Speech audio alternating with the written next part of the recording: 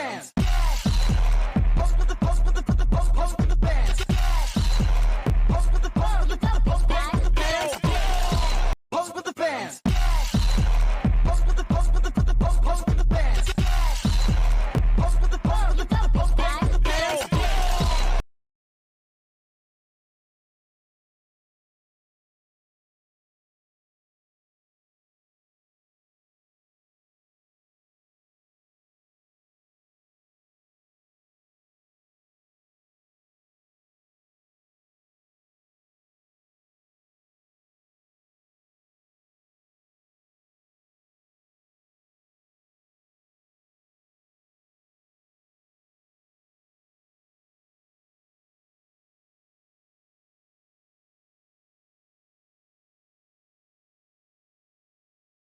Selamat pagi Pak, ini laporan penjualan perusahaan kita.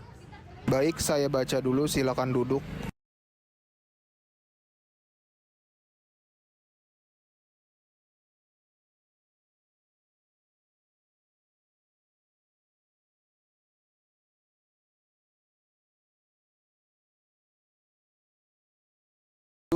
Laporan penjualan kita kenapa menurun ya?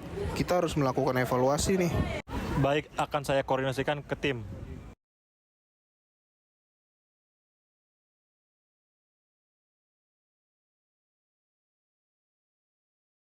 Tadi saya mendengar percakapan kalian berdua.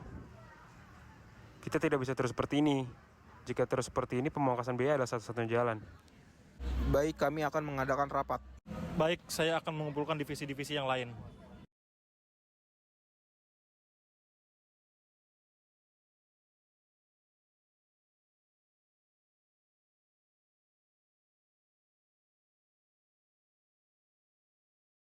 Selamat pagi rekan-rekan.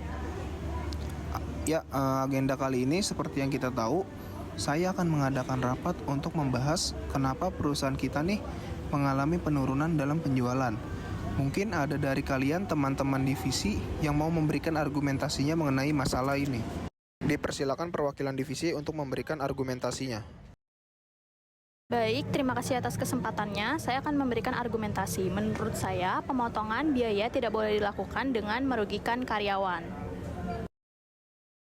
Setuju dengan pendapat Sabin, mereka juga memiliki hak-hak yang harus dijaga. Menurut saya khawatir akan keamanan pekerjaan kita. Apakah tidak ada cara lain? Tentu saja, kita harus mencari keseimbangan antara efisiensi operasional dan mempertahankan pekerja sebanyak mungkin. Kalau sudah seperti itu, intinya kita harus menemukan solusi yang tepat yang dimana itu harus memenuhi kebutuhan karyawan dan juga perusahaan. Itu tidak mudah, tapi kita harus cari jalan keluar.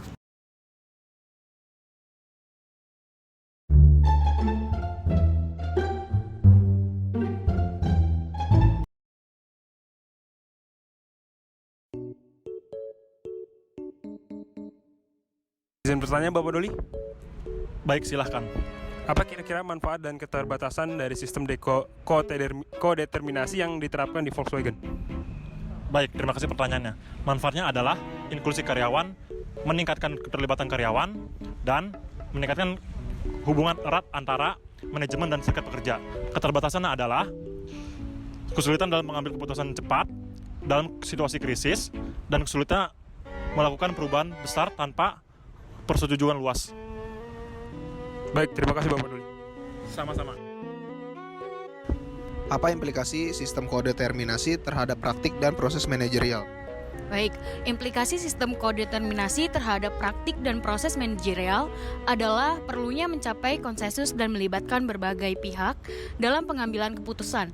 Ini dapat memperlambat proses pengambilan keputusan, tetapi juga meningkatkan penerimaan dan dukungan terhadap keputusan yang diambil. Pemilihan, pelatihan, dan penghargaan bagi karyawan. Implikasi untuk pemilihan, pelatihan, dan penghargaan karyawan adalah perlunya mempertimbangkan kepentingan karyawan serta pemegang saham dalam menjalankan perusahaan. Ini mungkin mengarah pada penekanan pada kompetensi teknis dan keterlibatan karyawan dalam proses pengambilan keputusan. Apakah konsep supervisi master secara signifikan berbeda dari model supervisi lainnya? Jika ya, bagaimana, di mana, dan kapan model ini mungkin menguntungkan bagi organisasi? Baik, konsep supervisi measure secara signifikan itu berbeda karena mereka itu menempelkan pembinaan dan pengembangan karyawan serta memperkuat hubungan antara manajemen dan karyawan. Model ini mungkin menguntungkan bagi organisasi karena ini tuh dapat meningkatkan motivasi serta keterampilan karyawan serta dapat memperkuat budaya kerjasama.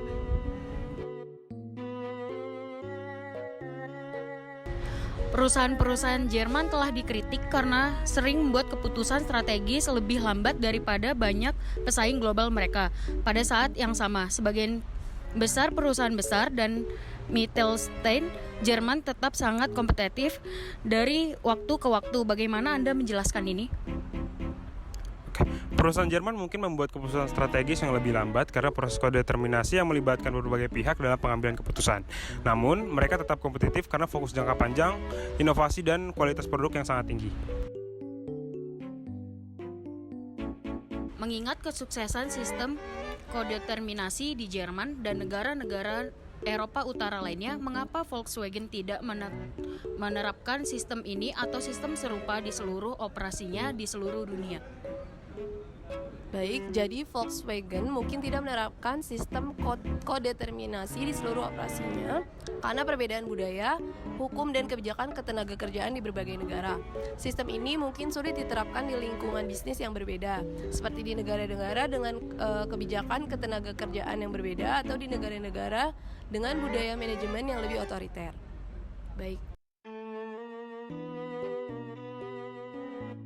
Baik, yang selanjutnya itu pertanyaan penelitian opsional. Jadi, berapa banyak negara di seluruh dunia yang menggunakan beberapa versi kodeterminasi sebagai sistem manajemen inti? Apakah yang dimiliki negara-negara ini memiliki kesamaan? Apakah kodeterminasi adalah gelombang masa depan dalam manajemen global atau tidak? Baik, beberapa negara di seluruh dunia menggunakan beberapa versi kodeterminasi sebagai sistem manajemen ini, terutama di negara-negara Eropa Utara. Negara-negara ini memiliki kesamaan dan menekan keterlibatan karyawan dalam mengambil keputusan perusahaan. Apakah kodeterminasi ini adalah gelombang masa depan dalam manajemen global? Tergantung pada sejauh mana sistem ini dapat disesuaikan dengan budaya dan kebijakan ketenagakerjaan di berbagai negara.